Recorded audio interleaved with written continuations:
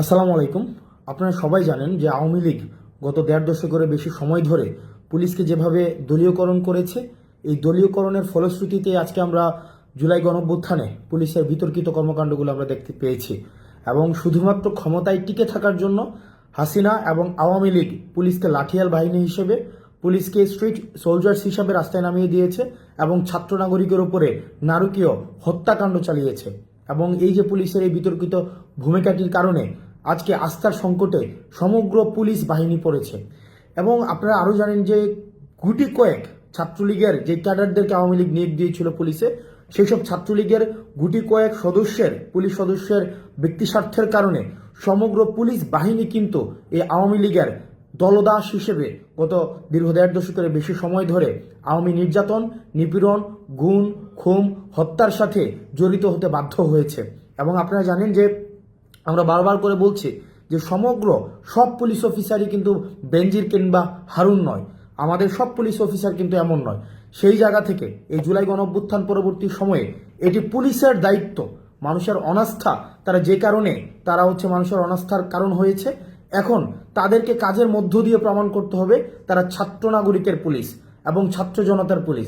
ছাত্র নাগরিকের তারা গত 15 বছরের বিতর্কিত কর্মকাণ্ডের কারণে পুলিশের সাথে মানুষের একটি দূরত্ব তৈরি হয়েছে, ছাত্র নাগরিকের দূরত্ব তৈরি হয়েছে। এখন পুলিশ দায়িত্ব নিয়ে এটিকে সংশোধন করতে হবে। পুলিশ দায়িত্ব নিয়ে ছাত্র নাগরিকের সাথে পুলিশ তার যে বিতর্কিত কর্মকাণ্ডগুলোর সেগুলোর উত্তরণ ঘটাতে হবে। সেজন্য পুলিশ যে কাজটি করতে হবে সেটি মানুষের আস্থা অর্জনের জন্য পুলিশের মধ্যে যে মেন্টালিটি তৈরি হয়েছে। আজকে আমরা দেখেছি বেনজিরকে বক্তব্য দিয়েছে যে 90% পুলিশ আওয়ামী লীগের পুলিশ। মানুষের আস্থা অর্জনে আপনাদেরকে এটি নিশ্চিত করতে হবে যে এই ফেসিবাদী আওয়ামী লীগ দীর্ঘ দেড় দশকের বেশি সময় ধরে মানুষের মানবিক মর্যাদা নষ্ট করেছে, মানুষকে যে ন্যূনতম যে হিউম্যান ডিগনিটি রয়েছে সেটিরও স্বীকৃতি দেয়নি।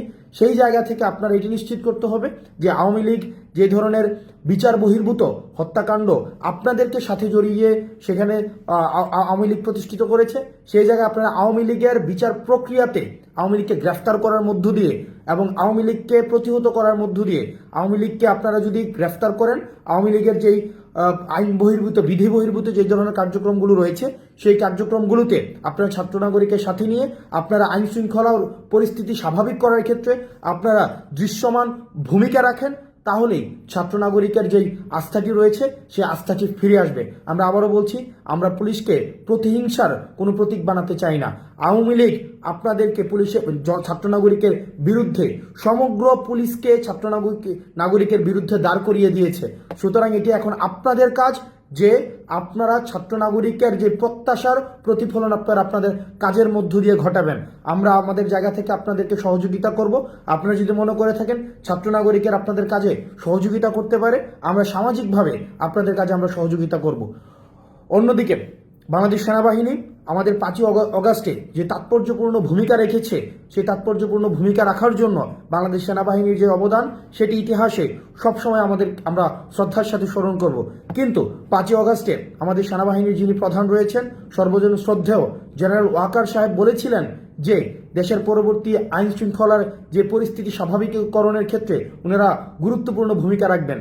এবং সেনাবাহিনীকে ম্যাজিস্ট্রেসি পাওয়ার দেওয়া সত্ত্বেও আমরা ফিল্ড লেভেলে দৃশ্যমান এটির প্রয়োগ দেখছি না।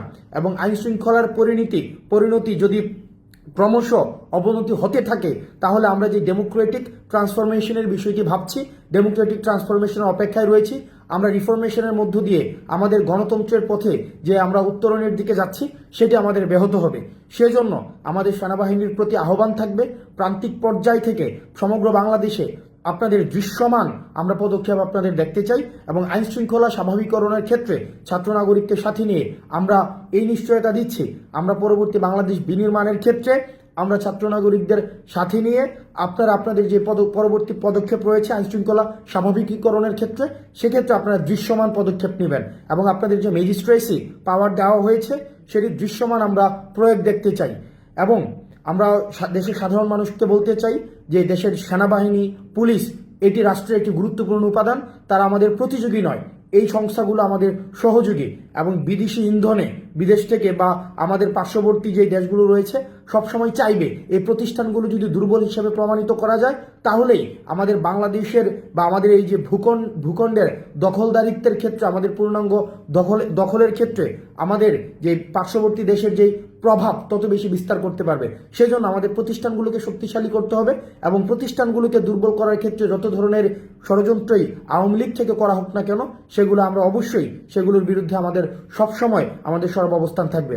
বাংলাদেশ সেনাবাহিনী এবং পুলিশের প্রতি আহ্বান থাকবে, যে আওয়ামী লীগীকরণ করা হয়েছে, দলীয়করণ করা হয়েছে, সেই জায়গা থেকে আপনারা সেই জায়গার মনস্তাত্ত্বিক উত্তরণ আপনাদেরকে ঘটাতে হবে এবং এটি আপনাদের মনস্তাত্ত্বিকভাবে এটিকে আপনাদেরকে এই জিনিসটিকে আপনাকে অ্যাকনোলেজ করতে হবে যে আমরা ফেসিবাদ উত্তর বাংলাদেশে আমরা বসবাস করছি এবং এই পোস্ট যে এই রেজিম সিচুয়েশনে আপনাদেরকে ছাত্র নাগরিককে সাথে নিয়েই পরবর্তী বাংলাদেশ বিনির্মাণ করতে হবে। আমরা আপনাদেরকে সহযোগিতা করতে চাই। আমরা চাই বাংলাদেশ স্থিতিশীল হোক। আমরা চাই আমাদের বাংলাদেশের প্রত্যেকটি মানুষ সাম্য, মানবিক মর্যাদা এবং সুবিচারের সাথে বাংলাদেশে বেঁচে থাকুক। আসসালামু আলাইকুম।